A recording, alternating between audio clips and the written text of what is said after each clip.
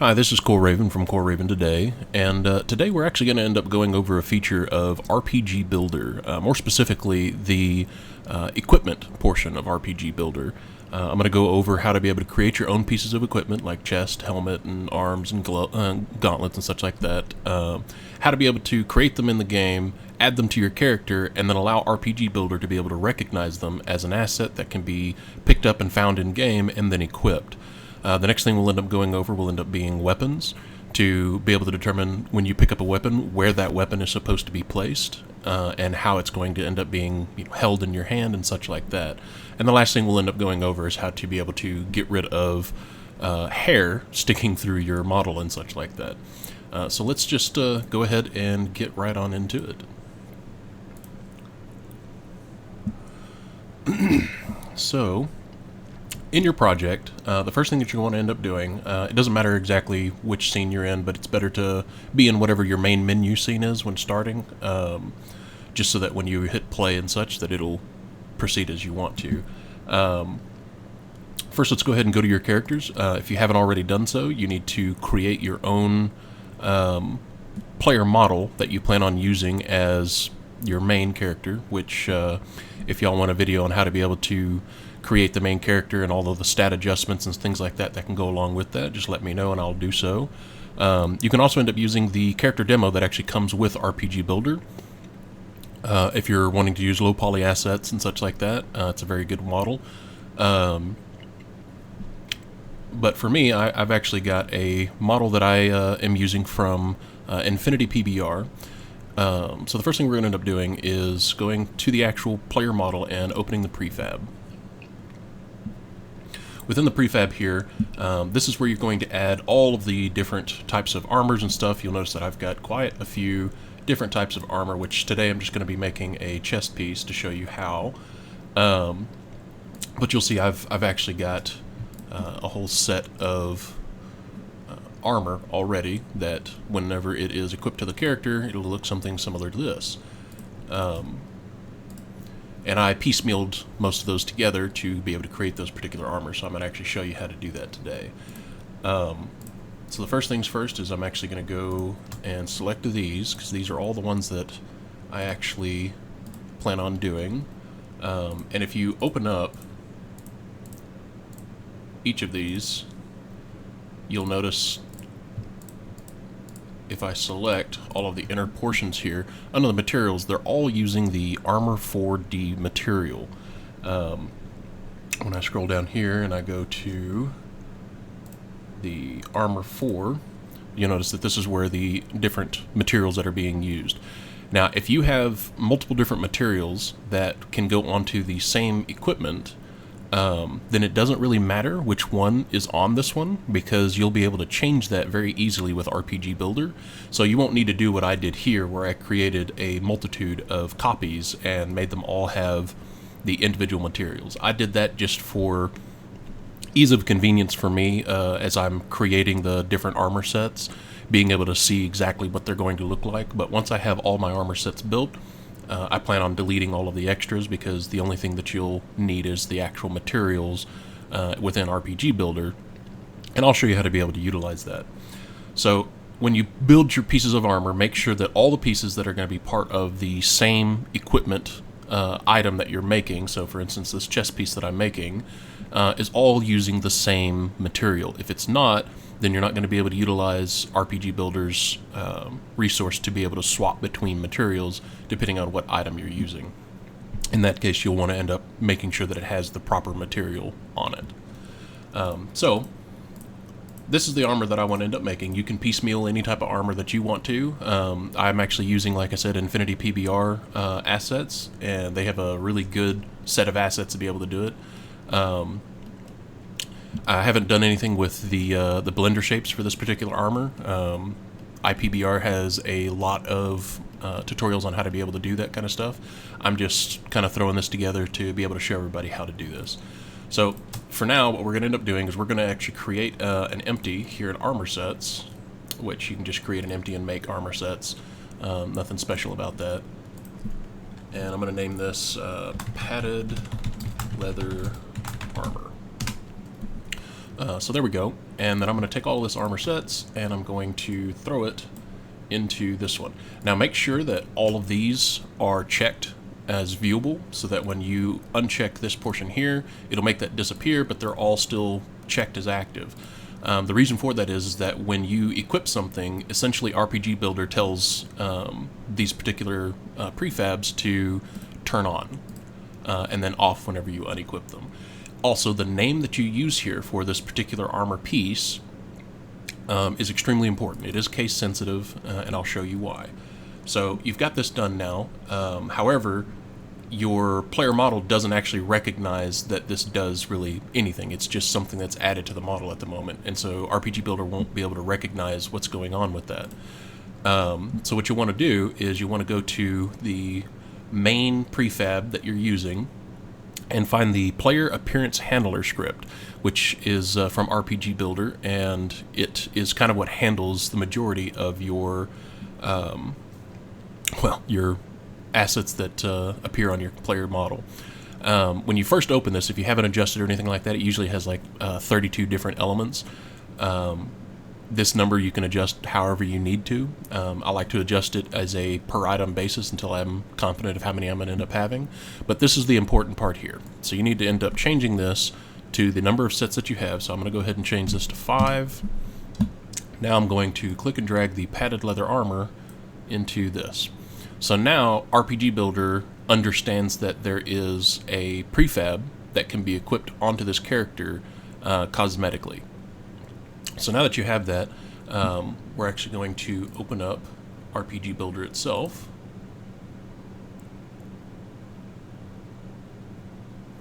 Give it a moment to load up here.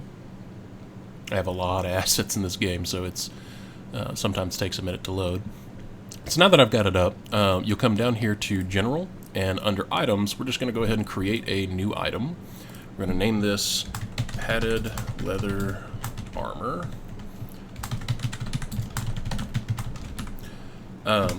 So the difference between these two names, if you don't already know, the top name here is the file name. So whenever it's saved within the files of your game, this is the name that it's going to end up showing. The display name is the name that players are going to see whenever they mouse over and the tooltip pops up. So let's come over here and let's get a icon for it. Leather chest. Just going to do a simple icon since this is just a simple padded leather. Here we go. We'll just go ahead and use that. I'm going to change this to common. It's obviously a piece of armor. It's going to be leather and chest.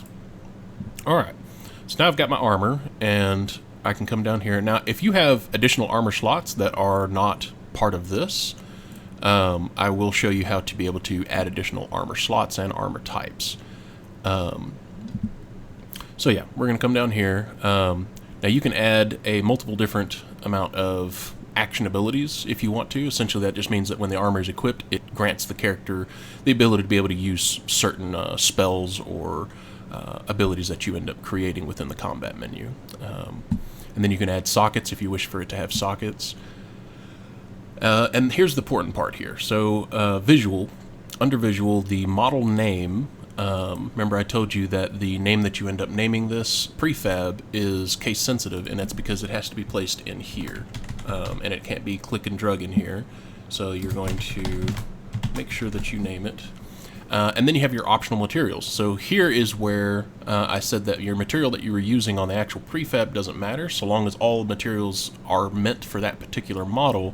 You can actually come in here and click, drag, and drop any of the materials for this particular armor set in here, and it will overwrite the previous materials to end up changing it for you. So then we're going to come down here and you notice that there are stats and random stats. Obviously you can add a multitude of different types of stats to the armor, which are all created within the combat menu under stats.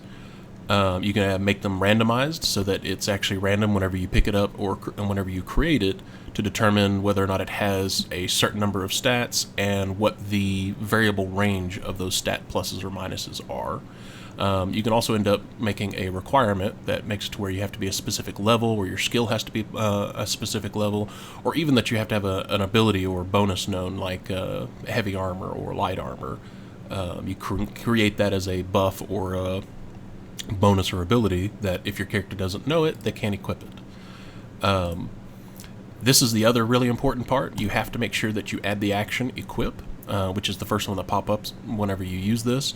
There's a lot of different ones, but for armor, you really don't want to use the majority of this, mainly because they can just unequip it and re-equip it, and it'll continue giving them, extra tree points or learning an ability or recipes and things like that. So the important part here is the equipment part. And then you can make it, if they're going to end up selling or buying from the shop, you can actually give it a particular currency and say how much it's going to end up being. And then you can set the stack limit, which means when it's in their inventory, this is the number of stacks that it can have. So if you're picking up more than one of these types of armor, how many times can it stack together? Obviously, you want them to be individual, since each armor is probably going to be different anyway. And then you can put the description, so whenever the player mouses over it, this is kind of what they'll end up seeing. And it'll say, hey, that's a nice piece of padded armor you got there. Alright, and then we'll come back up here, make sure that everything is the way that it should be. It looks like it is, so we'll save this. Alright, and we'll go ahead and save your character prefab.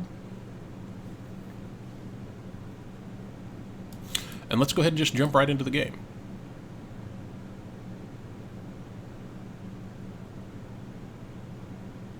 So I'm going to move the RPG builder down out of the way. We'll create a new character. It's going to be human warrior male, and we'll name it test. Hit play. Oh, I must already have a test one. I do, I just haven't deleted it yet. So we'll just delete both of those. Hit new character, test, play. Alright, so now that we're actually in, let's open up both the inventory and our character screen, open up the developer panel, go to items, find our leather padded chest that we just made. There we are. And we'll add the padded leather chest. And then when we equip it, there we go. It equips directly onto the character. And that's all that it takes. There's no additional added features or anything like that that you need to mess with. You literally create the armor, make sure that the prefab is in the particular script that it needs to be in, and then you just create the item. And you can have this same item in multiple different ways, different rarities, different abilities, such like that. So pretty simple. So next, let's go ahead and jump straight into making a weapon. So when making a weapon, we're just going to come down here, we're going to go to swords, and I think I'm going to use sword 6. I think this is the one I like. Yeah, that looks pretty cool. Alright, so we'll use sword 6. So let's bring up RPG Builder again. Let's go to General, we'll go to Items, New, and we shall call this Elven Longsword. Make space. And the display name, Elven Longsword. Now, these don't have to be the same. I just like to keep it the same for organizational purposes. They can be pretty much whatever you want them to end up being, just so long as you know that the name is for the file name and display name is what the players are going to see. Let's come over here, go to sword, and let's see if we can't find one that looks pretty similar. That's not bad there. That's not bad either. Let's actually just go ahead and go with this one. Alright, and we're going to say that this is an uncommon. It's a weapon type. Now, I don't have a sword weapon type, so let's save what I've done so far. And let's go to settings, and under items, you can actually scroll down here to the different type of weapons. And remember, I also said that you could create additional types of armor as well, armor types, as well as the armor slots, so the number of slots that you can actually equip onto your character. Now, when you add additional slots, you also need to make sure that you change the UI, which I'll go into more detail on that with a different video when I start working with the UI stuff. let's come back up here, and under this, we're just going to increase the size by 1, and we're going to add sword. Now, it doesn't have to be capitalized. It's just for aesthetic purposes to kind of keep things organized. Now, essentially what this does when you end up creating a different weapon type is it allows you to be able to keep your different types of weapons organized so that when you create damage types, those damage types can be for the specific type of weapon or ability that's being used. So let's go to the Elven Longsword. There it is. Now obviously this is going to be a sword, and it's going to be a main hand weapon. I'm not going to make it to where it's an offhand weapon, just so that this can only be main in the primary hand. Next we're going to end up saying that it's not going to have any abilities, it's not going to have any sockets. Now the weapon model is going to be Sword 6, and the material, I'm just going to throw that in there anyway. I don't have any other materials for this sword, so I won't be using any. And we'll come back to show positions. This is the average attack speed, and then we'll go 10 and 18 on the attacks. I also haven't created a auto attack ability on this. I'll make another video to be able to show how to do that, but for now we can just use the axe auto attack ability. That'll be fine. And then I'm not going to add any kind of random stats, but you can add whatever stats that you have created, armor pierce, whatever. Same thing for random stats. If you create this item, you can add the requirements, as I said. And again, just like the armor, you want to make sure that you have the equip on here. This just basically tells RPG Builder that this is an equipable item that is equipped onto the character.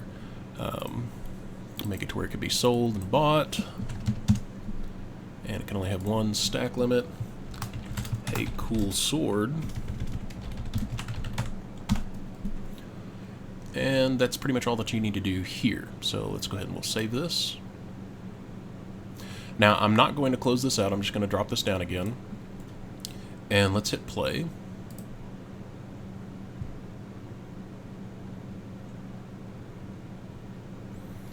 Go to continue, we'll add this test player again. And now let's add the sword. There it is. Now obviously I don't want this sword to be backwards and run off to the side. So what we're going to do is we're going to pause it so that I can actually still continue seeing it in the scene view. You're going to do the drop down of whichever scene that you have open that has your character in it. Find your actual character. I like to keep the first part of it in caps for your player so that I always know where to be able to find them, and just hit F to be able to jump straight to them, and then we'll just click on the sword. So now I know exactly where this sword is in the scene, and I can adjust it from here. So let's go ahead and let's get this adjusted to where I want it to end up being.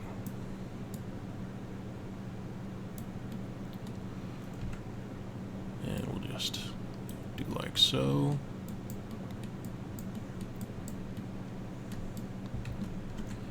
Alright, and let's get in close here. That's what I thought, so let's do like so. Move that over a little bit. That actually looks about where I would want that. Let's change the rotation a little bit more. There we go. Yeah, that doesn't look so bad. Yeah, that's about what I want. Alright, so now that you have exactly where you want it, let's bring up the RPG Builder again. And let's take a look at General Items, Elven Longsword. So, excuse me, under Visuals, under Show Position, if you click this, you're going to add the race data, which is going to the race of whatever model that you're using. And let's go ahead and make it the human race model. And here, it's asking for a scene reference. This makes it to where you don't have to plug in all the numbers here to determine exactly where this particular model and its rotation that it's supposed to be in.